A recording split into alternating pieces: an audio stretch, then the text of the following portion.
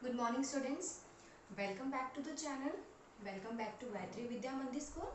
In this lecture we are going to study about collective noun.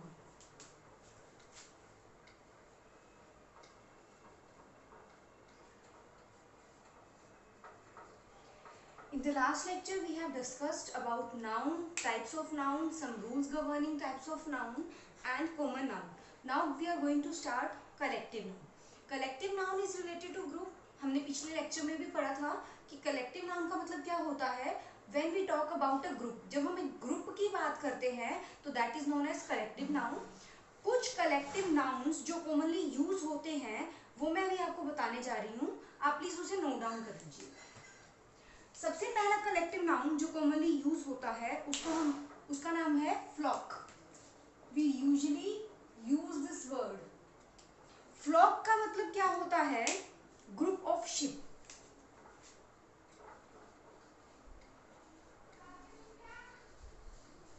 When ships are moving in a group, तो उसको हम उसके झुंड को, उसके ग्रुप को क्या बोलते हैं?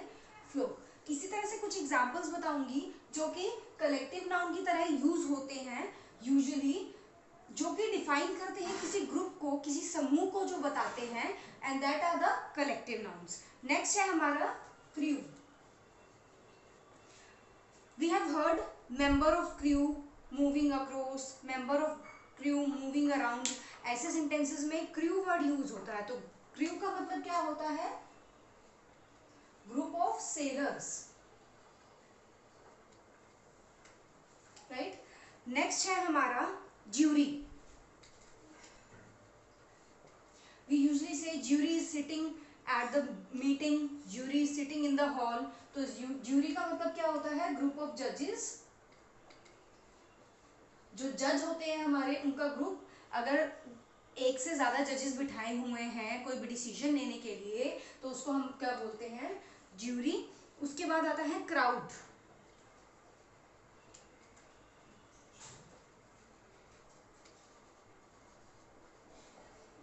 Group of people. जब बहुत सारे लोगों का समूह, झुंड होता है लोगों का, तो उसको हम क्या बोलते हैं? क्राउड. नेक्स्ट है हमारा mob. This is also group of people, but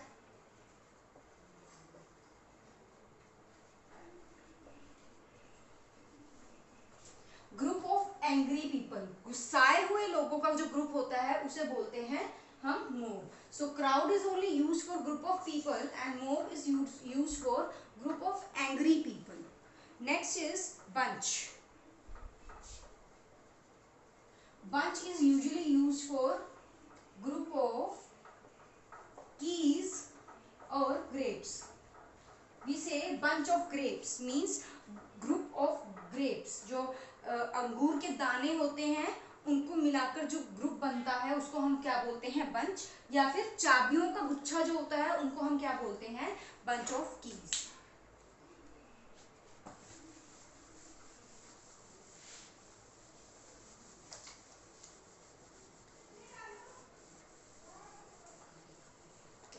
Next is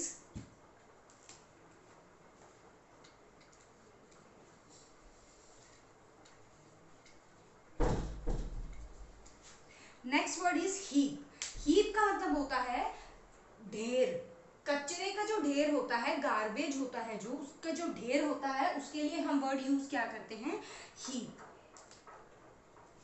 next is cure.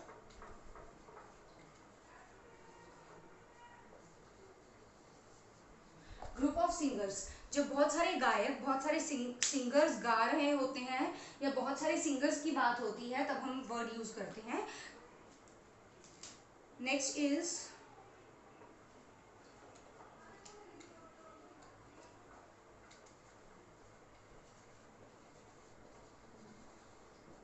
herd.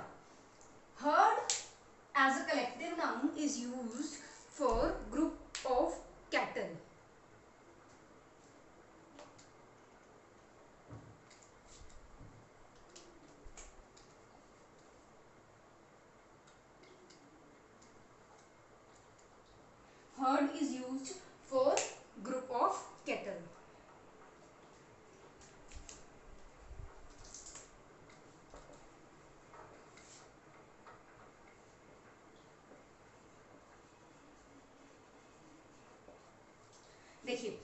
Second word हमने यूज किया था फ्लॉक. डिफरेंस है दोनों में. Flock group of ships, fleet group of ships. ये क्या है? हमारी शिप मूविंग इन वाटर. और ये क्या है? हमारी शीप्स. तो ध्यान रखिएगा, fleet is use for group of ships and flock is use for group of sheeps. Next is train. ये रेलगाड़ी वाला ट्रेन नहीं है, ये एक ग्रुप को डिफाइन करता है. And train word as a collective noun is used as a group of donkeys. जब डोंकीज का ग्रुप खड़ा होता है तो उसको हम बोलते हैं train. Next is swarm.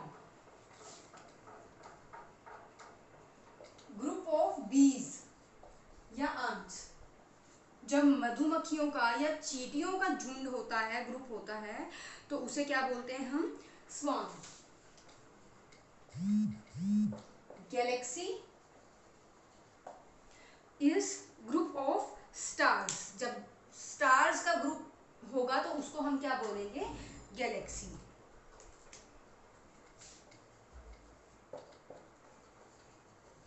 When girls are standing in a group, then the group is called as bevy. So BEVY, bevy is group of girls.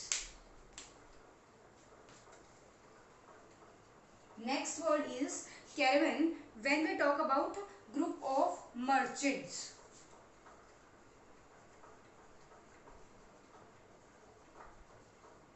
Merchants या pilgrimages, pilgrims जो होते हैं, जो तीर्थ यात्री होते हैं, पिलग्रिम्स जो तीर्थ यात्री होंगे या जो हमारे मर्चेंट्स होंगे, उनके ग्रुप को हम क्या बोलते हैं? कैरावन. राइट. सो ये कुछ कलेक्टिव नाउन्स थे जो हम यूज करते हैं. कुछ कॉमन कलेक्टिव नाउन्स थे जो हमारे डे टू डे लाइफ में कॉमनली हम यूज करते हैं. अब moving on to the next part of collective nouns. हमने भी लेक्चर में पढ़ा था, रूल पढ़ा था कलेक्टिव नाउन का, कि कलेक्टिव नाउन जो है वो हमारा कैसा रहता है? सिंगुलर. राइट. बट अगर हम कलेक्टिव नाउन जो है उसको प्लूरल सेंस में यूज कर दें तो वो कलेक्टिव ना रह के कॉमन बन जाता है. राइट. अब हमारा जो नेक्स्ट रूल है वो यही बोलता है कि कलेक्टिव नाउन जो है वो दोनों सेंस में यूज हो सकता है. सिंगुलर सेंस में भी यूज हो सकता है, plus it can be use as plural sense. So both conditions can be observed in case of collective noun. Example से समझते हैं.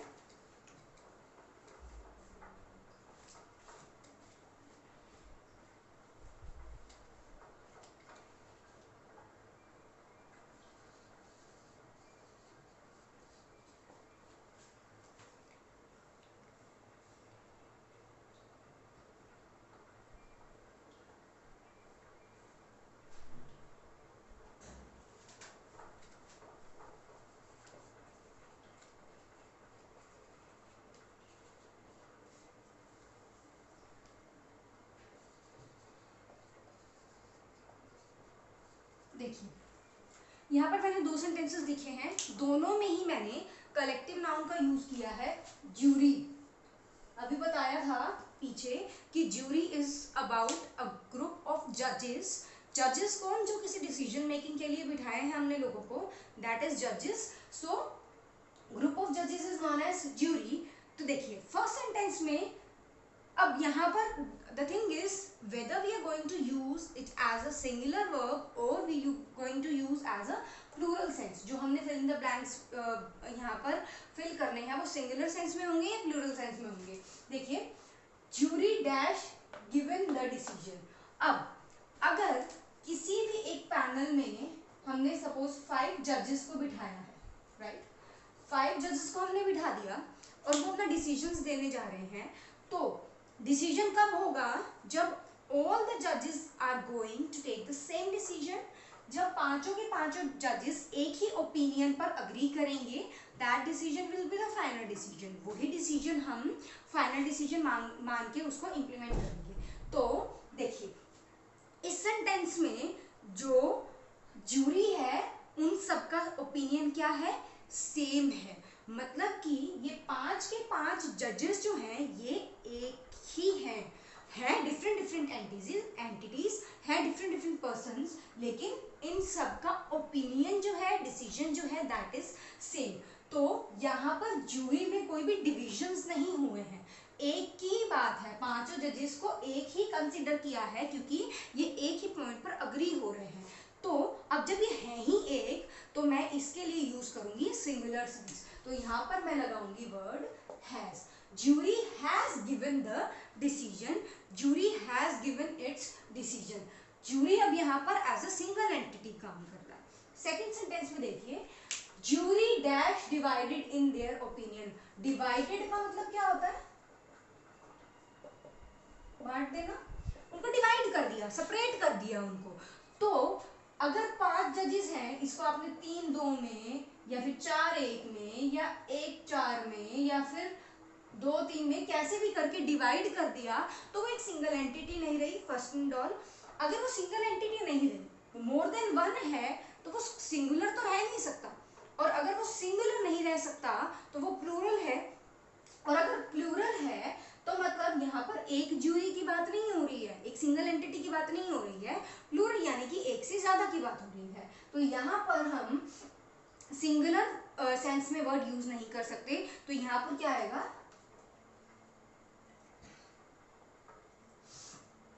है।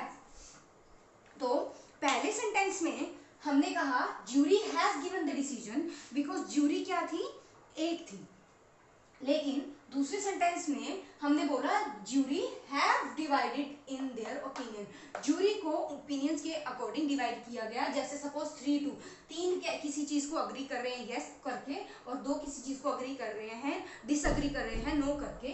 तो हमने जूरी को क्या कर दिया, डिवाइड कर दिया, और डिवीजन के बाद वो एक नहीं रहा, वो मोर देन वन हो गया है। एक और ही ऐसा example which will clear this rule।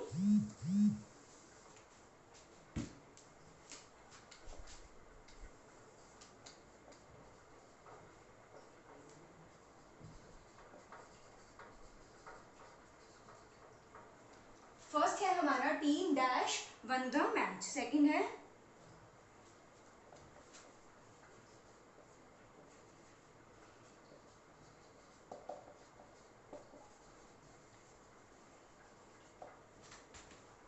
हाँ जी देखिए फर्स्ट सेंटेंस में team dash one the match. एक टीम में सपोज करो 12 प्लेयर्स हैं। ऐसा होता है क्या, इनमें से 10 जीत गए 2 हार गए? अगर टीम जीत रही है तो 10 के 10 प्लेयर जीत गए 2 हार गए, 8 जीत गए 4 हार गए, ऐसा नहीं होता ना।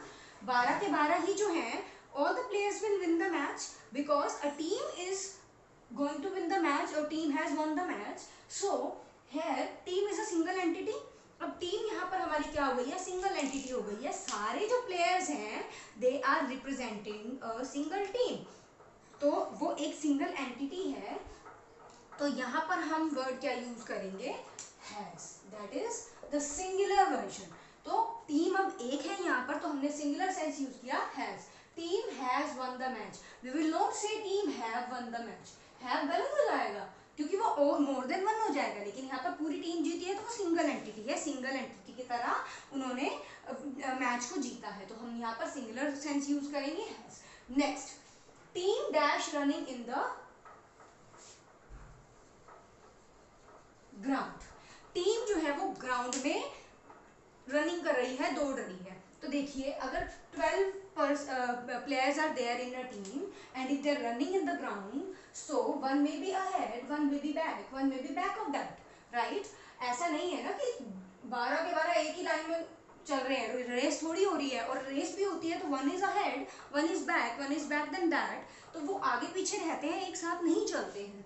तो टीम भाग रही है ग्राउंड में, तो टीम में अगर 12 लोग हैं तो 12 के 12 लोग साथ थोड़ी भाग रहे होंगे, कोई आगे होगा, कोई पीछे होगा, कोई बीच में होगा, कोई सबसे लास्ट में होगा, कोई सबसे फर्स्ट में होगा। तो यहाँ पर जो टीम के मेंबर्स हैं, जो प्लेयर्स हैं टीम के, वो अलग अलग हैं, स्प्रेड आउट हैं, वो एक एंटिटी नहीं है।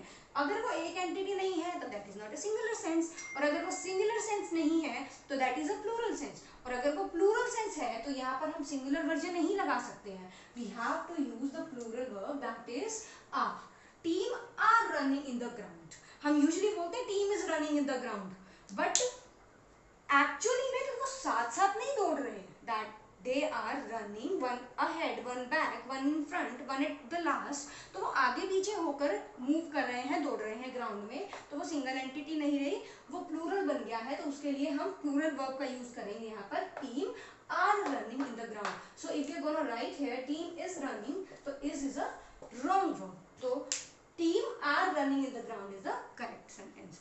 सो collective noun can be used in singular sense also and in plural sense also. So we are being clear very from this two examples, one that jury one and the other is team one. So आज हमने कुछ collective noun पढ़े जो group को represent कर रहे हैं, कुछ नाम दिए गए हैं, group of ships, group of ships, group of people, group of angry people, ये बोलने की बजाय उनके जगह हम एक ही वर्ड यूज कर देते हैं, like mob, like crowd, like flock, like fleet, इस तरह से।